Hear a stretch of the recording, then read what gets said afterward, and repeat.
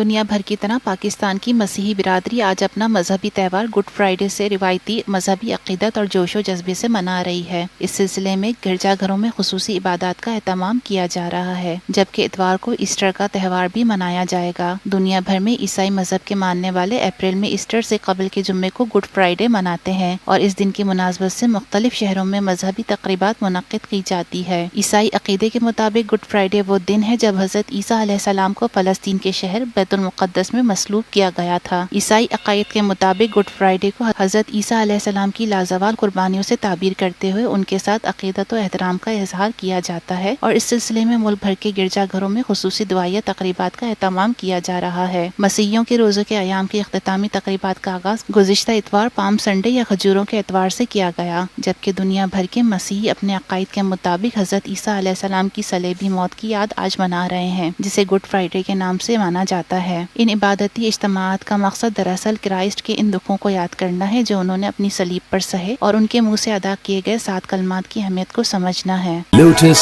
Lake Towers, a groundbreaking endeavor by Lotus Properties.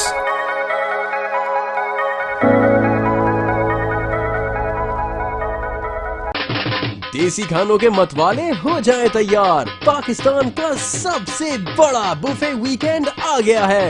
21، 22 اور 23 April جمعہ، ہفتہ اور اتوار پاکستان کا دسترخوان سجائے گا دیسی کھانوں کا بہترین انتخاب فیئر ہال گارڈنز کراچی میں۔ جو چاہو جتنا چاہو کھاؤ۔ #PKDKHI